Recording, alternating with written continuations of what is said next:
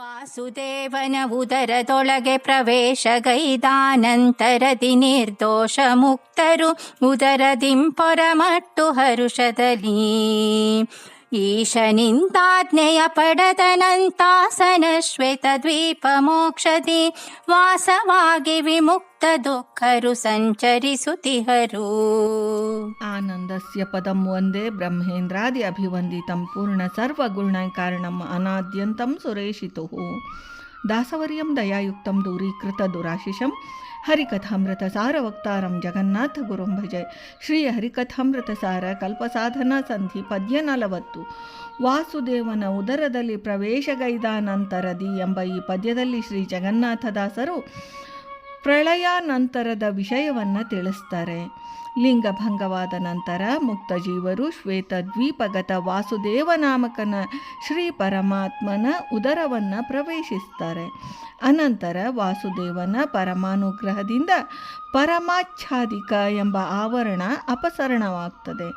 ಆಗ ಅವರು ಸ್ವರೂಪಗತ ಆನಂದಾವಿರ್ಭಾವ ರೂಪವಾದ ನಿತ್ಯಾನಂದವನ್ನು ಹೊಂದುತ್ತಾರೆ. ಅವರಿಗೆ ನಿರ್ದೋಷ ಮುಕ್ತರು ಎಂದು ಹೆಸರು.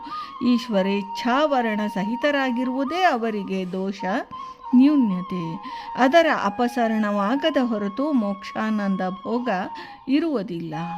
ವಾಸುದೇವನ ಉದರದಿಂದ ಹೊರಬಂದು ಮೂಲರೂಪಿಯಾದ ಶ್ರೀಮನ್ನಾರಾಯಣನ ಉದರವನ್ನು ಪ್ರವೇಶಿಸ್ತಾರೆ. ಅಲ್ಲಿ ಶ್ರೀ ಪರಮಾತ್ಮನ ಸನ್ನಿಧಿಯನ್ನು ಸೇರ್ತಾರೆ. ಶ್ರೀ ವಾಸುದೇವನು ಮುಕ್ತಪ್ರದ ರೂಪನು. ಶ್ರೀ ವಾಸುದೇವನ ಉದರವನ್ನು ಸೇರಿದ ಜೀವರಿಗೆ ಪರಮಾತ್ಮನ ಇಚ್ಛಾವರಣ ರೂಪವಾದ ಪರಮಾಚ್ಛಾದಿಕ ಎಂಬ ಕೊನೆಯ ಆವರಣ ಇರ್ತದೆ. ಇದು ಸೃಷ್ಟಿಯ ಆರಂಭದಲ್ಲಿ ಶ್ರೀ ಪರಮಾತ್ಮನು ಅಪ್ರಾಕೃತ ಸ್ವರೂಪವಾದ ಜೀವರ ಸ್ವರೂಪ ಶರೀರಕ್ಕೆ ತನ್ನ ಇಚ್ಛಾ ಮಾತ್ರದಿಂದ ಅನಾದಿಯಾದ ಪ್ರಾಕೃತ ರೂಪವಾದ ಲಿಂಗದೇಹದ ಉಪಚಯವೆಂಬ ಲಿಂಗೋಪದಾನ ಕ್ರಿಯೆಯ ಸಂಬಂಧವಾಗಿಸುವಾಗ ಹಾಕುವ ಮಾಯಾರೂಪವಾದ ಶ್ರೀಹರಿಯ ಇಚ್ಛಾವರಣ.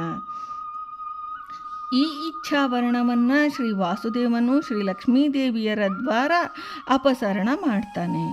ನಂತರ ವಾಸುದೇವನ ಉದರದಿಂದ ಇಚ್ಛಾವರಣ ರಹಿತವಾದ ಮುಕ್ತಿಯೋಗ್ಯ ಚೇತನರು ಸರ್ವಾಶ್ರಯಭೂತನಾದ ಶ್ರೀಮನ್ನಾರಾಯಣನನ್ನು ಸೇರ್ತಾರೆ. ವಾಸುದೇವನಿಂದ ಶ್ರೀನಾರಾಯಣ ದೇವರಿಗೆ ಕೊಡಲ್ಪಡುವರು. ಅಲ್ಲಿ ಸರ್ವಜೀವರ ನಿಯಾಮಕನಾದ ಶ್ರೀಶ ಶ್ರೀಮನ್ನಾರಾಯಣನ ಆಜ್ಞೆಯನ್ನು ಪಡೆಯುವರು. ಇಚ್ಛಾವರಣವು ಅಪಸರಣವಾದ ಕೂಡಲೇ ಶ್ರೀಮನ್ನಾರಾಯಣನು ಜೀವರ ಸ್ವರೂಪಗತ ಆನಂದಾವಿರ್ಭಾವ ರೂಪವಾದ ಮುಕ್ತಿ ಸುಖವನ್ನು ನೀಡುವನು.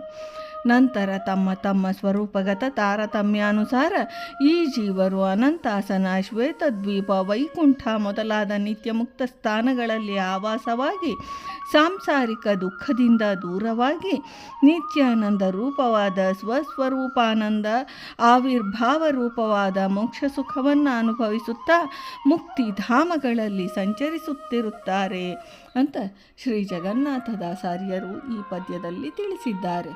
ಭಾರತೀ ರಮಣ ಮುಖ್ಯ ಪ್ರಾಣಾಂತರ್ಗತ ವೃಂದಾವನ ವಿಹಾರಿ ಶ್ರೀಕೃಷ್ಣಾರ್ಪಣಮಸ್ತು.